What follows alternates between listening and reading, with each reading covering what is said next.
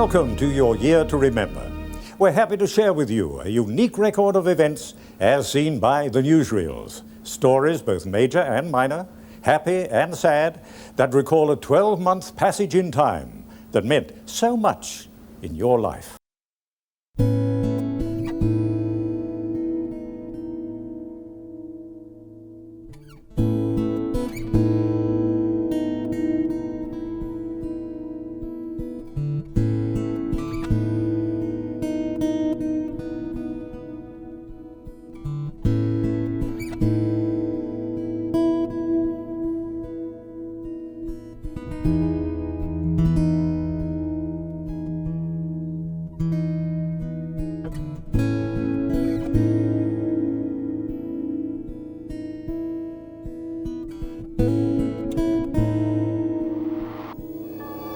In every part of Jerusalem, the papal progress excited enormous interest.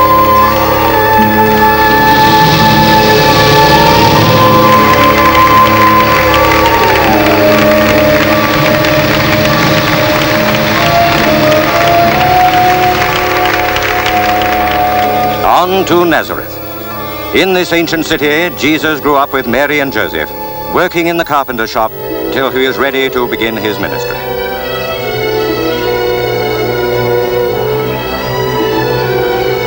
Pope Paul visited here the Church of the Annunciation.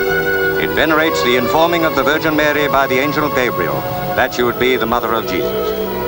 This is a most sacred building to all who profess and call themselves Christian.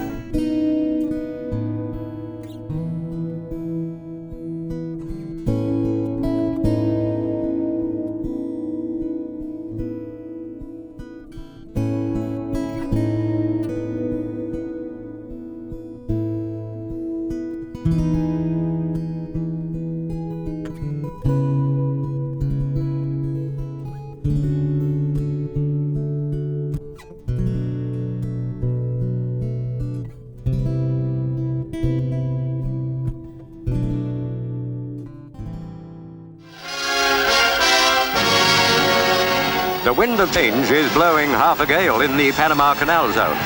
Americans had to defend themselves as students and other rioters demanded an end of the 61-year-old Canal Zone Treaty with the United States.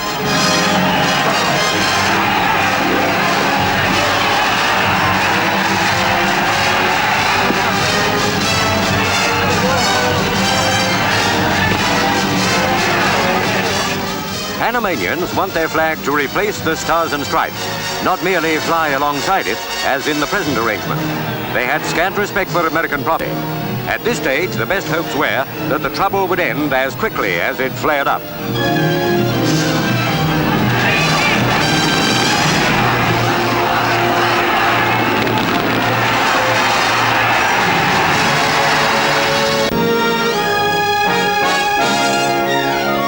Your new hat can be in the height of fashion this spring withat costing the earth, thanks to the influence of recent Paris collections. For a mere 31 6, the Roman roller in yellow felt. Another felt, campfire, at the same price. A slightly dearer creation, bee's knees in green sisal straw, 4.5 guineas. Floral bouquet is one of the more expensive hats at this display at the Mayfair Hotel. In pink rose petals, 18.5 guineas. Rodine, as the name suggests, aims at a schoolgirl look, combined with up-to-the-minute fashion. Needing access to a reasonable bank balance, Premier, 30 guineas, from a Lanvin design in sage green with a pink underbrim. If you want to greet spring with a western look, there's Texas Ranger. Plenty of attractive choice in selecting your new hat this year, isn't there?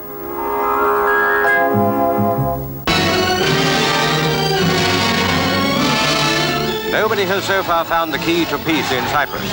The Greek Cypriots, who are the biggest part of the population, say they don't want NATO to provide the international garrison. They follow the Makarios line and want the United Nations to police the island.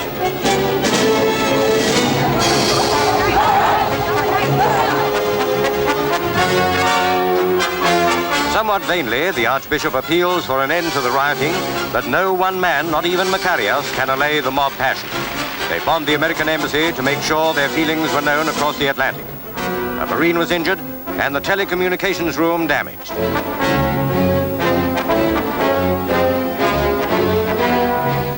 An hour later, there was an explosion in a hotel near the British High Commissioner's office. It blew a hole in the wall and damaged a car owned by one of the 20 Britons staying there. As these films were on the way to London, at least 31 people were killed in a clash 16 miles from Nicosia. Leave Cyprus at once was the advice from Washington to the families of the 1,300 Americans employed on the island. Many took it. It's clear now that the old settlement agreed between the Greek and Turkish Cypriots was not acceptable. Another way to peace will have to be found.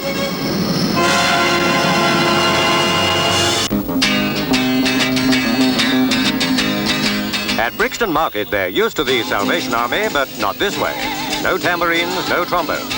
The joy strings in their hit parade number, It's an Open Secret.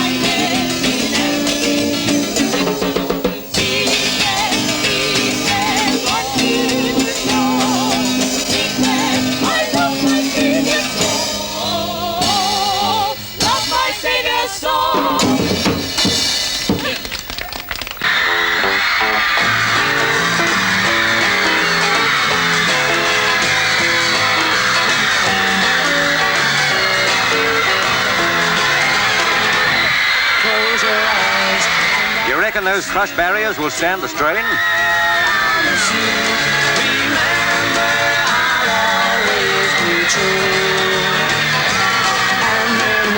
Never mind crush barriers, the Beatles fans would smash the sound barrier.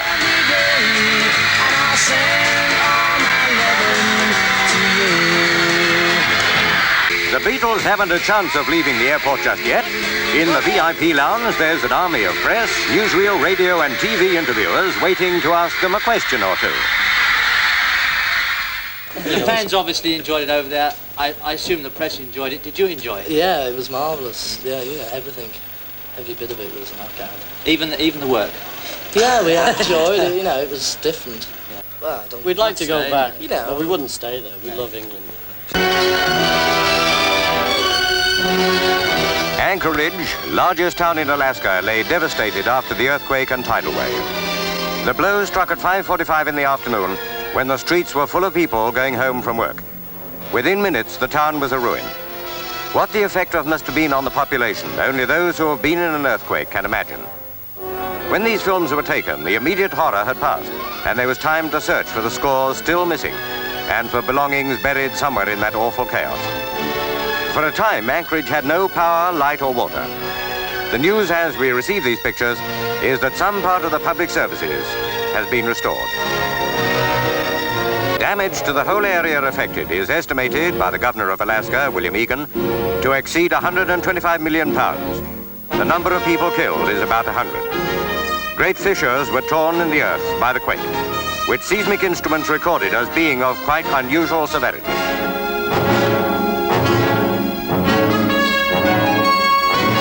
President Johnson has declared Anchorage and its surroundings to be a disaster area. All possible federal aid is being organized.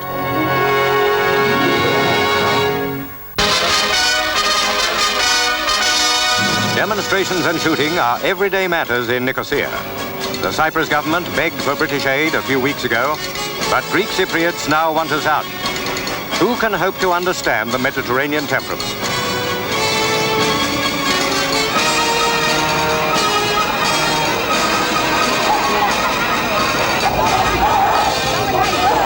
Our troops will be very glad that the United Nations have at last decided to provide a peacekeeping force. Back to Nicosia from the funeral of King Paul came President Makarios, unruffled as usual. In his face, it's not easy to read what he is thinking. At political tightrope walking, no other ruler has more skill. 52 Turkish Cypriots who had been held as hostages by their Greek compatriots were released, though the Turks say some are still in custody.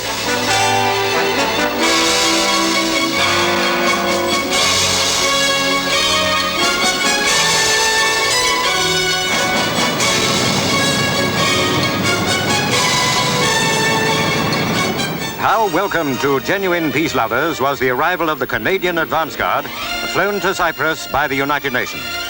Canada will send 1,000 men before Easter. Ireland, Finland and Sweden will also contribute to the UN force. To the British troops who've been holding a very difficult baby for several weeks, all this is good news indeed.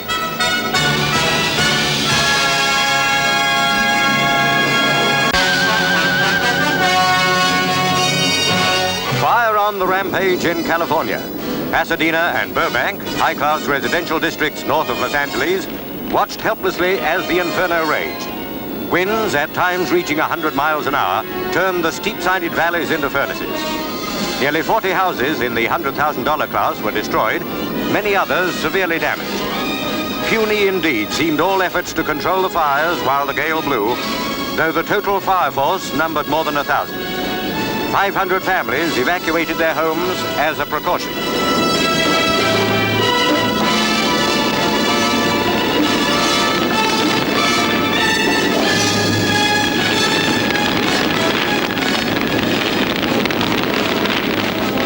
A shrine seemed in danger as the blaze advanced towards it.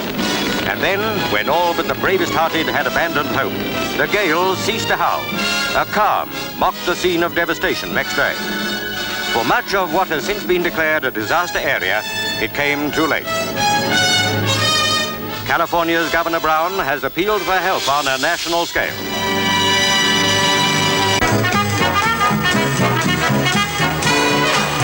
Riding at anchor off Harwich and safely outside the 3-mile limit, the innocent-looking ex-ferryboat Caroline is causing quite a stir in official circles. She's a floating broadcasting station, hoping to make a big thing out of commercial radio and waiting for the advertisements to roll in. I'm no pirate, insists Captain Mackay, even if the radio crew are. No danger to his ship so far. Generators supply power for the wireless transmitter. Caroline Radio is on the air 12 hours a day, 6 a.m. to 6 p.m. Between those hours, they think, there's a public large enough to attract local advertising revenue. Crew technicians have comfortable off-duty quarters, and to all indications, Caroline is a happy ship. The radio company believe it's all perfectly legal. In the ship's studio, they broadcast with no more concern than if it were all in Broadcasting House. This is Radio Caroline on 199, England's first commercial radio station. My name's Simon D, with you for the next 2 hours. First one off the top of the pile, the Hollies, Rockin' Robin. It'll be interesting to see if the young men behind this adventure can stand up against the Postmaster General, the BBC, international telecommunications, and all the other opposition.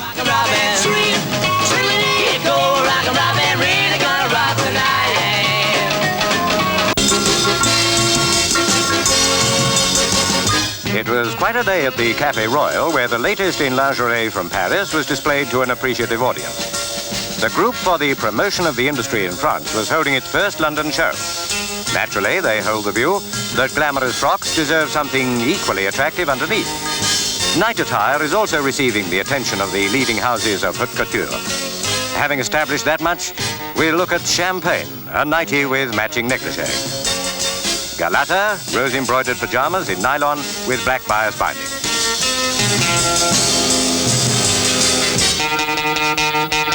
Françoise must have something under the mink coat.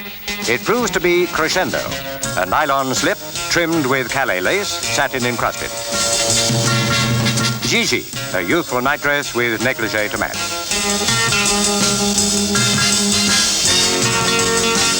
Ending on a strong note is Bravo, a good name for this permanently pleated 15 denier nightdress with opaque lining where necessary.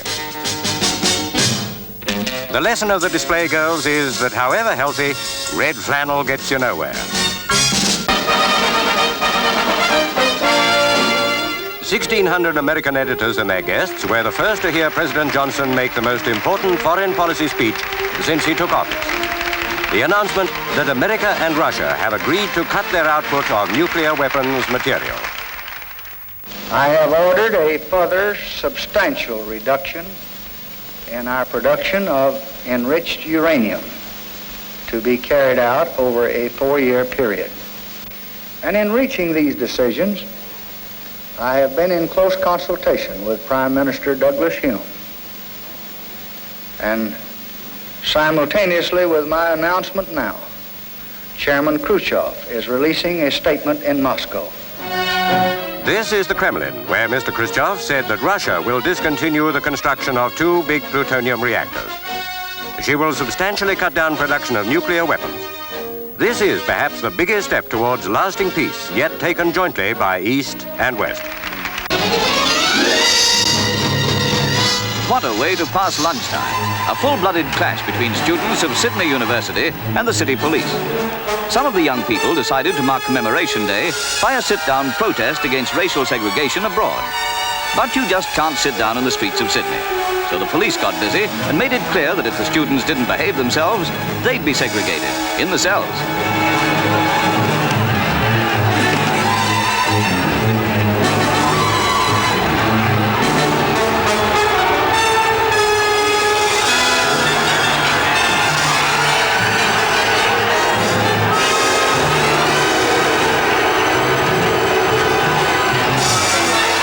On for an hour and a half, and several young men and women were arrested before all the steam was let off.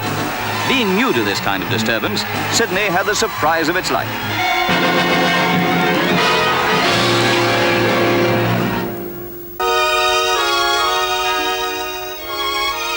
India had lost her sheet anchor. That was how millions felt as Premier Nehru lay dead. Priests came to the Prime Minister's residence to chant prayers, expressive of a nation in grief. Jawaharlal Nehru, chief minister of his country since India became independent in 1947, died at the age of 74. Neither on the political stage nor in moral stature was his leadership ever challenged.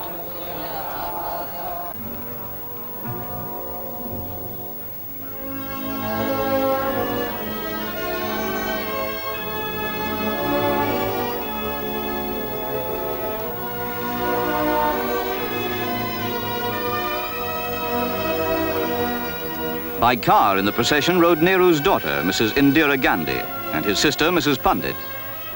They had built the funeral pyre close to the spot where 16 years ago, the body of Mahatma Gandhi was given to the flames. Gandhi's greatest disciple was now to follow his master.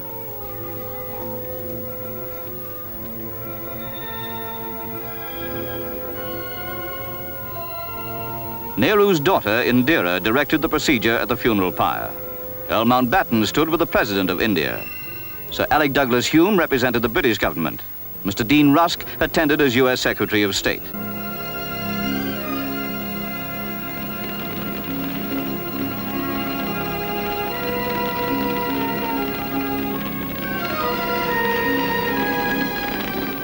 The man by whom the teachings of Gandhi were applied in practical politics, the father of independent India, is no more. Peace-loving men of all nations have lost an inspiration by the passing of Jawaharlal Nehru.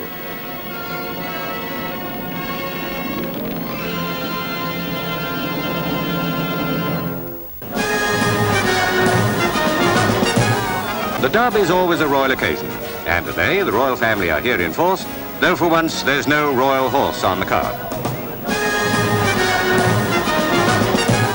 Princess Alexandra is here, and Mr. Angus Ogilvy.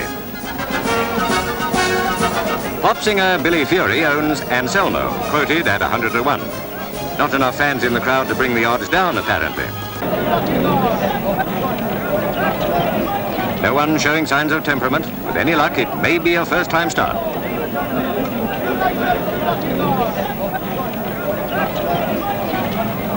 And it is. Balustrade, one of the four maidens, is first in the lead as they go into the rising curve. 150 feet to climb in the first half mile.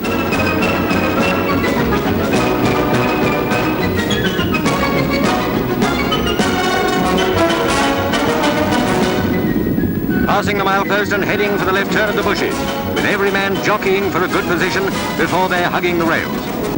Down the hill towards Tattenham Corner, where derbies are lost and won.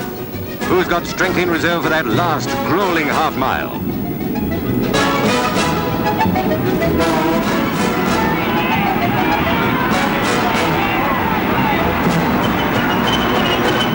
Indiana moving up. He's in third place now and gaining fast. Yes, Indiana's taken the lead. And here's another challenge. Santa Claus coming up on the outside. A furlong to go.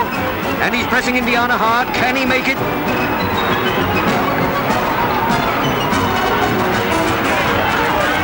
And with yards to go, Santa Claus is in front and wins by a length.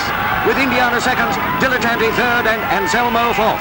What a finish for everyone but the bookies. A masterly race, won above all by brilliant riding, timed to a split second.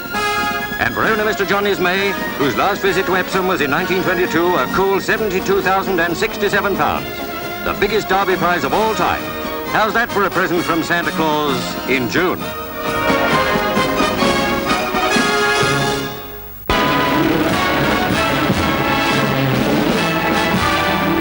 Every day is a special one in the Wimbledon fortnight. But this is extra special, men's final day. And the mecca of dedicated tennis fans is that centre court, which would be packed if it held 4 times its present capacity. It's to be an all-Australian final and a guarantee of exciting tennis. So hurry, everybody. What a history this arena could unfold. But it's the present that matters now. Fred Stolley on the left versus Roy Emerson, who's making his 9th bid for the title. Stolley ousted Chuck McKinley, the holder, in the semi-final. In the royal box are Princess Margaret and Princess Maria.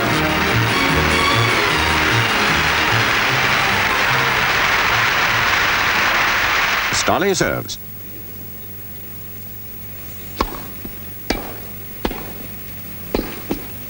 Emerson's points. The final is underway. Emerson at the far end. This is Emerson's point. The first 2 sets go to Emerson. He's playing fine tennis, but there's a long way to go yet.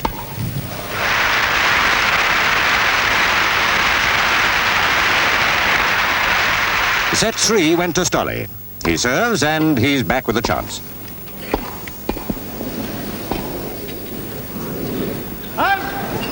Set 4, match point to Emerson. Stolley serving. Stolley nets. Emerson's the champion.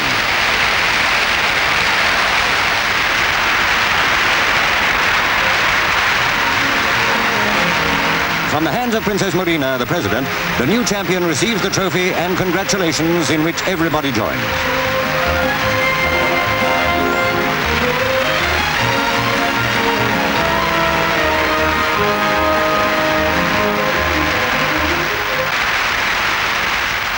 The much looked forward to women's final. Maria Bueno left and Margaret Smith, Brazil versus Australia. Margaret is the reigning champion. Maria won the title in 1959 and 60.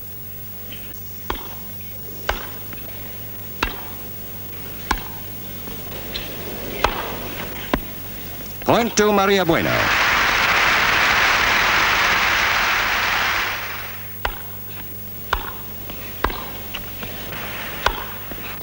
To the Brazilian girl, another point. She won the first set, dropped the second. This is the one that counts. And she seems to have the Australian on the run.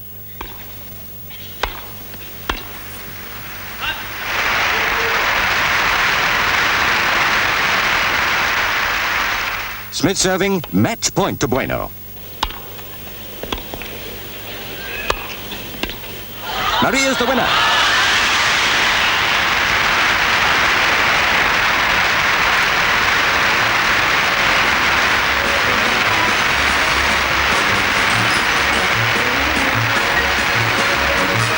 It's her 3rd Wimbledon championship. Poor Margaret, only runner-up, but to a fine champion. Bravo, Maria.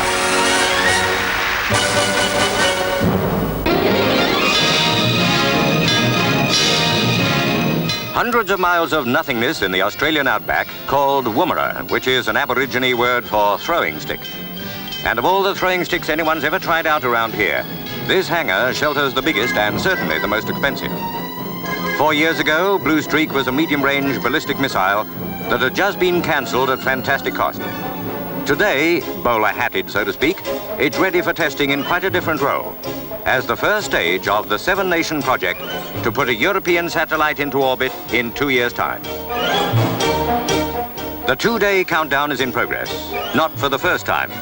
Weather and unexpected snags had caused disappointment in the past few days, but this time, in the official language, all systems are operating as planned.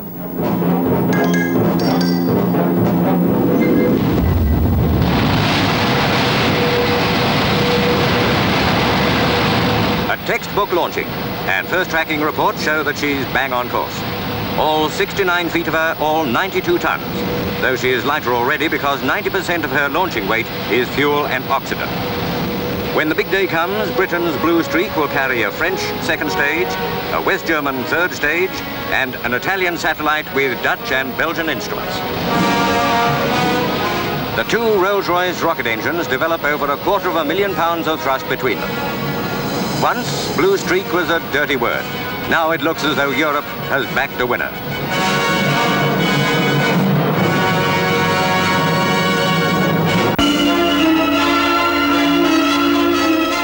It was a West End first night that had everything. Princess Alexandra attended the performance. The film was Cliff Richard's latest, and pretty nearly everybody was there. Stanley Black composed the score and was the film's musical director. Robert Morley, majestic as always.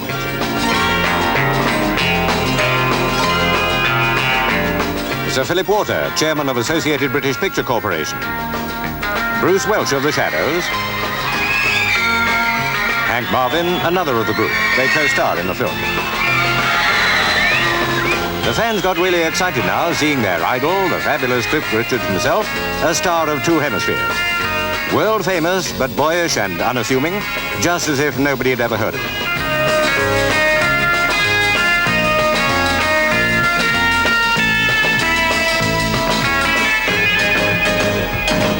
Beautiful and regal, Princess Alexandra riveted the attention of all.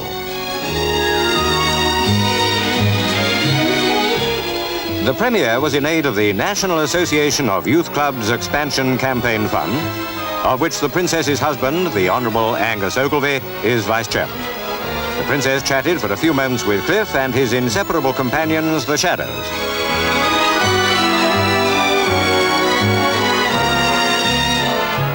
The good cause of youth clubs benefited by the presence of Her Royal Highness at the performance of a fine film.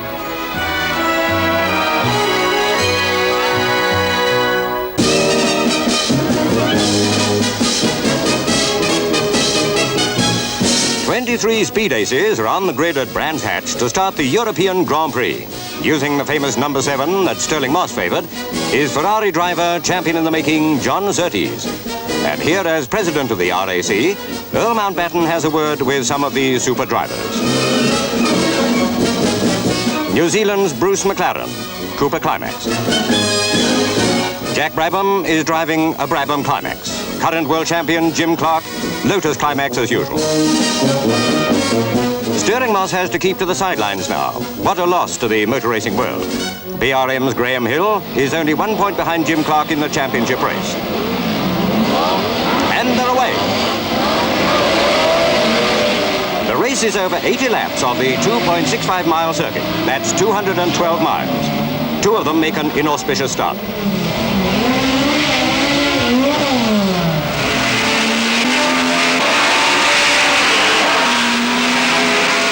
Now boosted to the status of a Grand Prix course, Brands Hatch is a real test for even top-class drivers.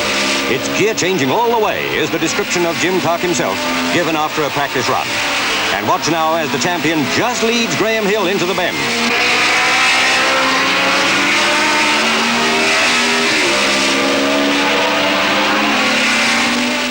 A Pathe shot to remember, a driver's eye view of what Grand Prix racing means at Brands Hatch.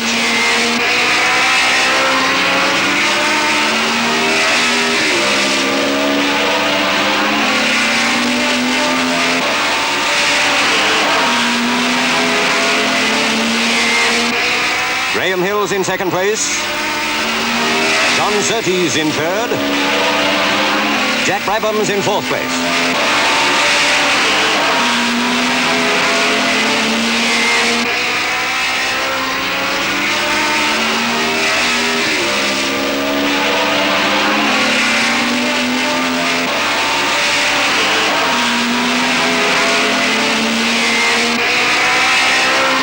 Here's Jim Clark and the gear changing he spoke about. Near the end of the race, a terrific duel between Clark and Graham Hill. But it's the champion who's first at the checkered flag. Hill second. So, at 94.14 miles an hour, Clark wins the European Grand Prix and so leads Hill by 4 points in the championship table. Nobody's likely to forget that closing duel between Clark and Hill. Applause well earned by a real champion.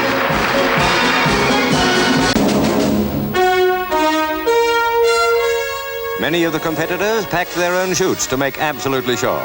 131 men from 29 countries took part in the 7th World Parachute Jumping Championship at Leukirch. The jumping height here is 3,600 feet, with 10 seconds delay before opening the chute.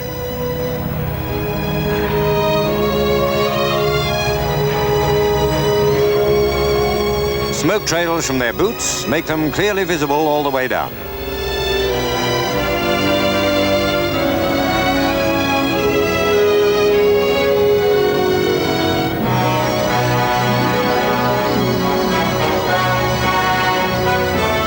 These men seem to be on a collision course, but they're quite safe. The target circle is no more than 100 meters in diameter. To some extent, parachute jumpers can steer themselves into it by manipulating the open slips in the chute. The winner, Heinz Schall from East Berlin. 2 of his descents were in the very center of the target.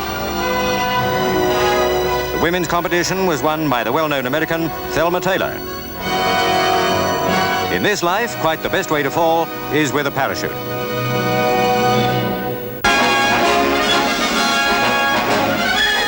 A feature of the British Timken show at Duston, Northants, is the Olympic trial show jumping. Up on Jacopo is David Broom, whose selection for Tokyo seems all but certain as he touches his best form.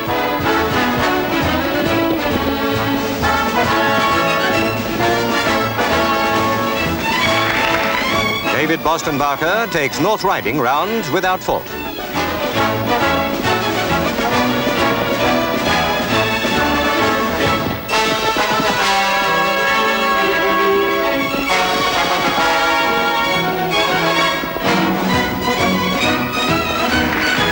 Up on Farcrest, Peter Robeson has an unfortunate round.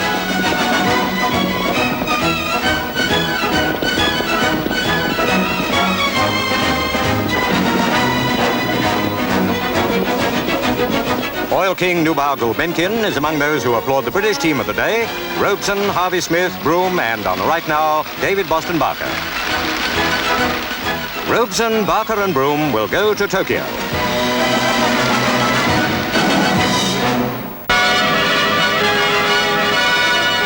Just as Florida was congratulating itself that Hurricane Dora had passed on and perhaps blown itself out, back it came, destroying hundreds of houses which had escaped the first onslaught.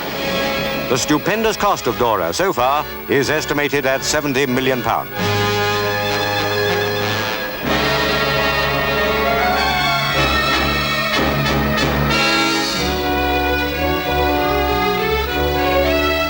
Quickly on the scene came President Johnson, soon making the important decision to declare Florida and South Georgia a disaster area entitled to government relief.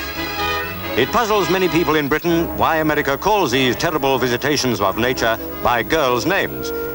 Anyhow, few expectant parents in Florida will call their next baby Dora.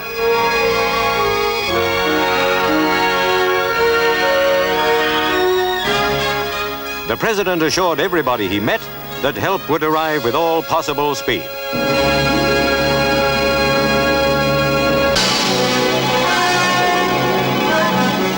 Hope springs eternal. That's the spirit behind Britain's endless quest for the America's Cup. Sovereign is the latest yacht to go to Newport, Rhode Island, where Constellation defends the trophy, Bob Bavier at the helm. Sovereign's designers thought she would have a chance in heavy weather. Peter Scott and his crew shared that faith. The America's Cup, originally a British trophy, was won by a US schooner at Cowes 113 years ago. Every predecessor of Constellations has defended the Cup in American waters. When the present race started, there wasn't the heavy wind that Sovereign may have wanted. The US yacht led from the beginning. Perhaps the crew aboard the English vessel expected to get ahead later on in the 24-mile race, which is sailed over 6 legs of 4 miles.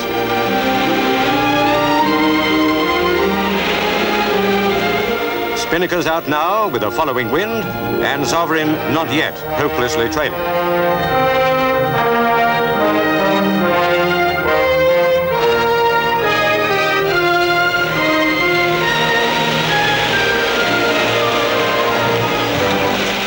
Constellation has a lead which Sovereign can't possibly reduce. The America's Cup history is repeating itself as Constellation crosses the line 5 minutes, 34 seconds in front. Escorted by her father, King Frederick of Denmark, Princess Anne-Marie went to the Metropole Cathedral of Athens for her marriage to King Constantine of Greece. The distinguished congregation included representatives of all the royal houses of Europe. Queen Frederica acted as sponsor to her 24-year-old son. Now the princess, beautifully gowned in white satin, made her way to the chancel, there to join the bridegroom.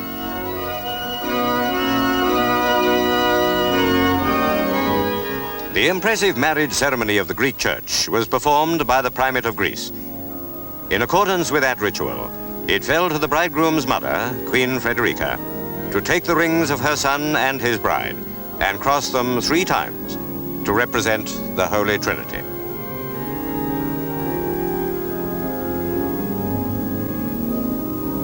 Queen Frederica now crossed the 2 crowns in the same symbolical way as the rings.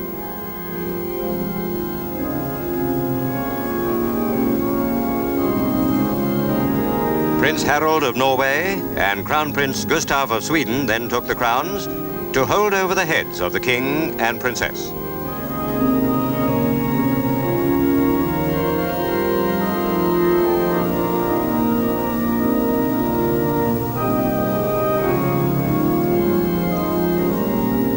When the deeply moving service was over, everyone remarked how splendidly the 18-year-old Danish bride had borne herself.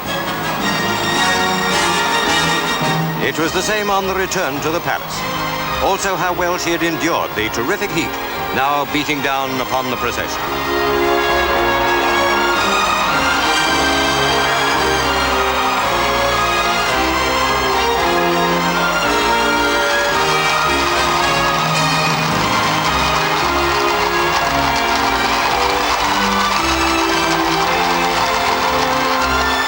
As the profusion of colored paper floated down like giant confetti, it almost seemed like a great day on Broadway.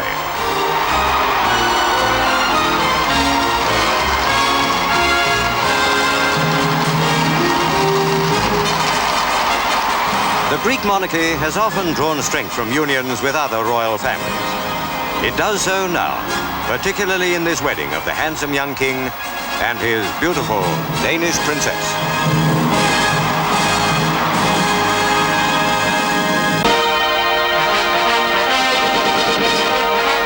The Japs call it the bullet, and it looks like a bullet, this super express that thrusts aside all existing ideas of train speed. It runs on rail lengths a mile long, on which it has reached 150 miles an hour on a trial run. Even then, it wasn't flat out.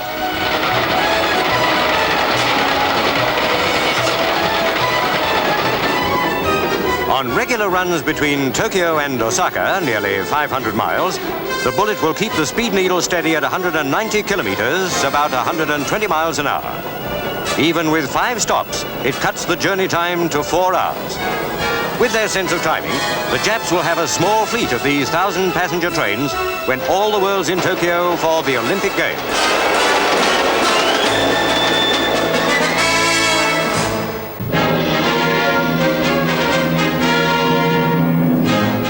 The royal yacht dropped anchor off Charlottetown. To this capital of Prince Edward Island, the Queen and Duke had sailed from Summerside, to which they flew from England. Security precautions were on a scale eliminating the risk, as far as humanly possible, of any attack on the sovereign. In view of threats of violence made by a tiny minority of French Canadians, the government had taken strong measures. Yet, as the Queen and Duke came ashore to be received by the Governor-General and Madame Vanier, how irrelevant all the security seemed.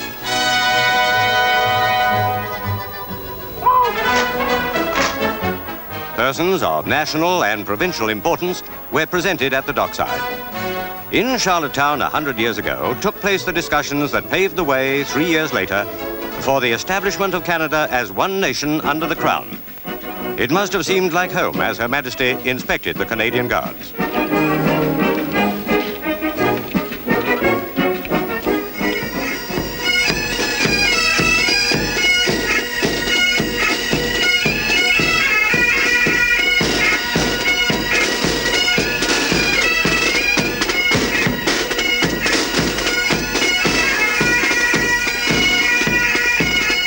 To open the Fathers of the Confederation Memorial Building, erected to mark the Canadian centennial, was the main object of the Queen's presence on Prince Edward Island. Here, it may be said, was born the nation destined to become Canada. Police with binoculars, further evidence of security. The Premier of Prince Edward Island, the Honourable W.R. Shaw, with his wife, escorted the Queen and Duke.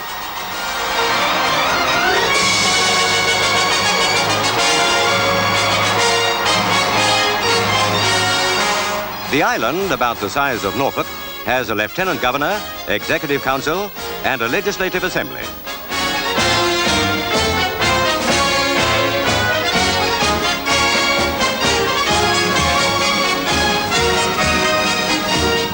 Ranging from the Atlantic to the Pacific, and still perhaps only on the threshold of its splendid development, Canada stands high among the free nations of the world.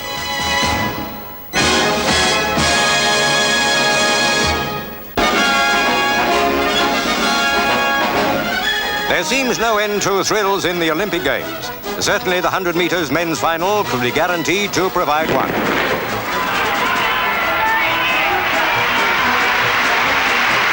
It's the American R.L. Hayes all the way. He wins in 10 seconds, a new Olympic record and equaling the world record.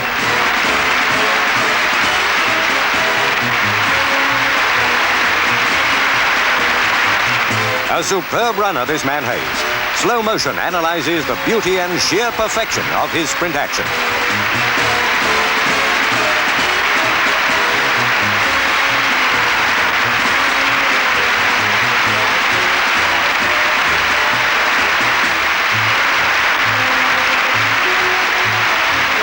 A gold medal won in convincing style. The women's high jump final.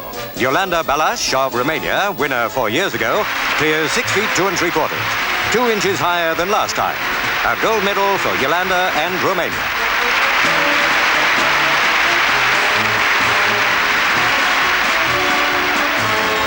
Over to the swimming stadium for the women's highboard final. Ingrid Engel-Kramer of Germany winning the silver medal. The gold goes to the American girl Leslie Bush.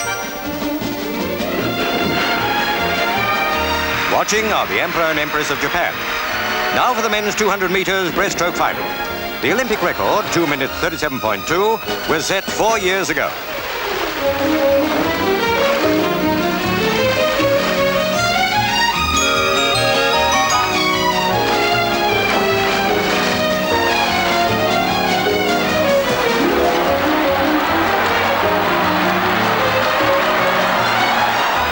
Prokopenko, Russia, is just ahead, hard-pressed by Ian O'Brien of Australia.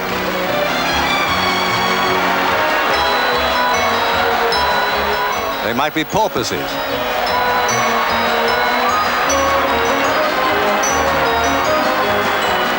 O'Brien's overtaking the Russian. The Australian wins.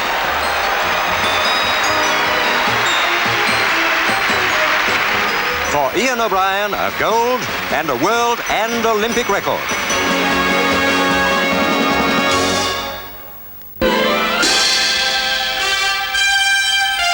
Downing Street is on the screens of the whole world.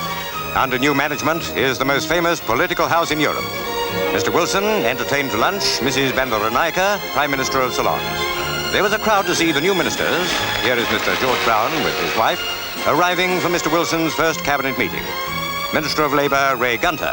He says his job is a bed of nails. Richard Crossman, Minister of Housing and Local Government.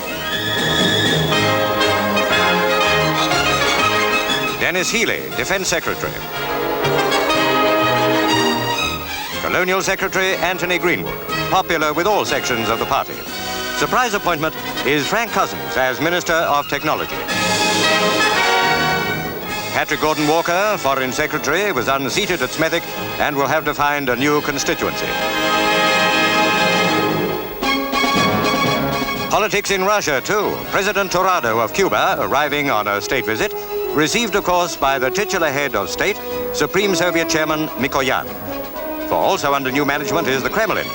So it is not Khrushchev lording it on the other side of the table and beaming across at President Torrado, but the new men, the Communist Party Secretary Brezhnev and Prime Minister Kosygin. As usual, the demeanor of Mr. Mikoyan is calm. There's an awful lot of confetti in Brazil, and in Rio, the state capital Brasilia, and Sao Paulo, they showered it on President de Gaulle. No visiting head of state was ever feted as the French ruler has been throughout his 10-country tour of Latin America.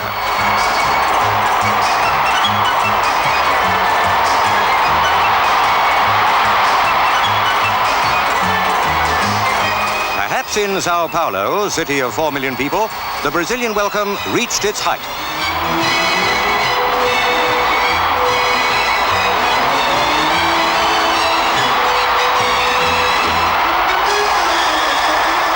Both in and out of front, many people doubted the wisdom of de Gaulle's tour.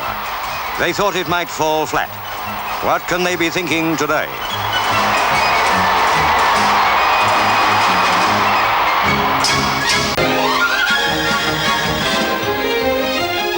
In the winter, children's fancy lightly turns to thoughts of toys. So the trade exhibited the best that will be on sale this Christmas. We don't say next Christmas because it'll be upon us almost before we can turn round. To kiddies' delight, toys get bigger and better every year. Obviously, there's no need for any youngster to stand for Father Christmas fobbing him off with something worth half a crown. The figure-8 raceway makes any boy think he's John Surtees.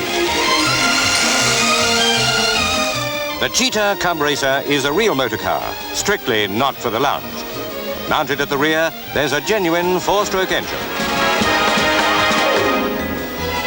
How about a mobile crane?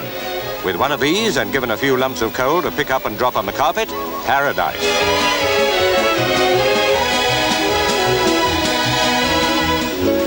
A model of the GPO Tower.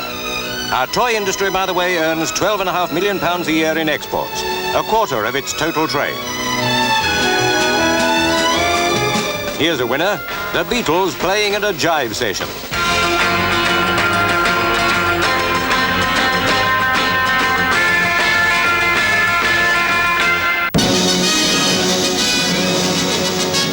Nearly 42 million Americans dispelled all doubts. Lyndon B. Johnson is elected president by the biggest majority in the nation's history. This was the voice of democracy. Down in Texas, in the president's own town, the opposition was not prominent. With his wife, Lyndon Johnson went to the polling station, where it was an open secret that they were voting, as they say over there, straight Democratic. In Phoenix, Arizona, Republican candidate Barry Goldwater went in to cast his vote. There was nothing in his bearing to indicate whether he thought he had a chance, but like a good politician, he went through the motions. New York that night knew which way the contest had gone.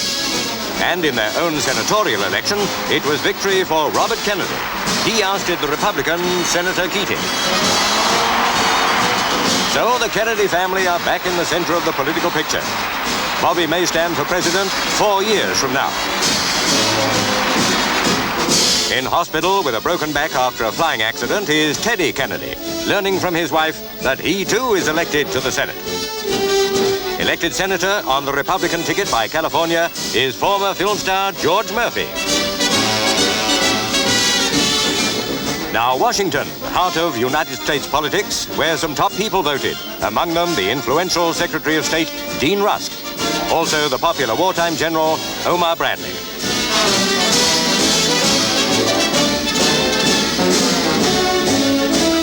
What a victory it all was for President Johnson. He went to the White House automatically when Kennedy was assassinated.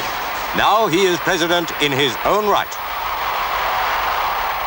That this is more than a victory of party or person. It is a tribute to the program that was begun by our beloved President, John F. Kennedy.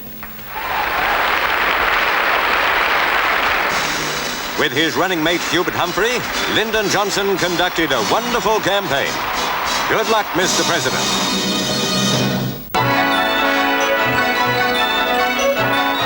They are a delightful part of the Variety Club's Operation Santa Claus to benefit 15,000 children throughout the country.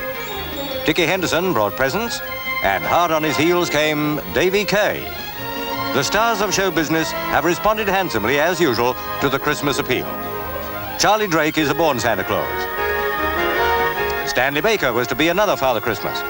Outside the Savoy was a sunshine coach designed for handicapped children. The matron of St. Mary's Hospital, Plaistow, was in the little party examining the coach. The famous club has raised and given away nearly £2 million since it was formed 15 years ago. This Christmas, it expects to send 15,000 toys to hospitals and to underprivileged children in homes. The Santa Claus here is even better known as Sid James. Davy Kay and Dickie Henderson. Nurses from children's hospitals know better than anyone how much these Variety Club presents mean to the kiddies at Christmas time. So to the club's chief barker, David Jones, and to the thousands who've helped, a happy Christmas themselves.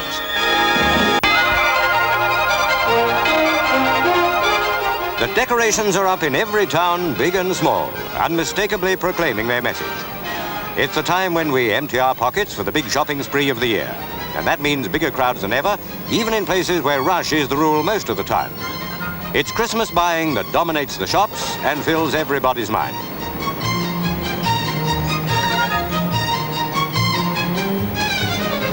And over to Canada, where they grow millions of them. One thing over there, they know they'll have a white Christmas.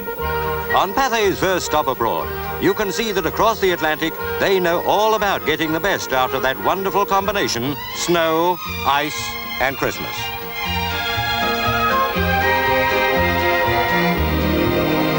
When it comes to bright lights, Brussels has nothing to learn from anybody. A prosperous city, the people bent on enjoying themselves.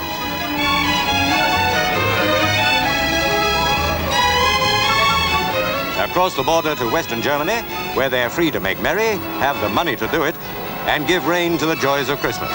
This is the scene in all their cities. New York, and it's the same story there. The Christmas spirit pervades every part of the free world, and when it comes to having a good time, nobody can give lessons to the Americans. To end our round-the-world survey, back to Britain. Every night of the Yuletide season, the lights are on, turning the cities into a fairyland. Don't let's forget what it's all about this season, when we show our best side and resolve to keep the bad in check for the future, when all good folk rejoice with heart and soul and voice, and the magic of Christmas casts a spell once more.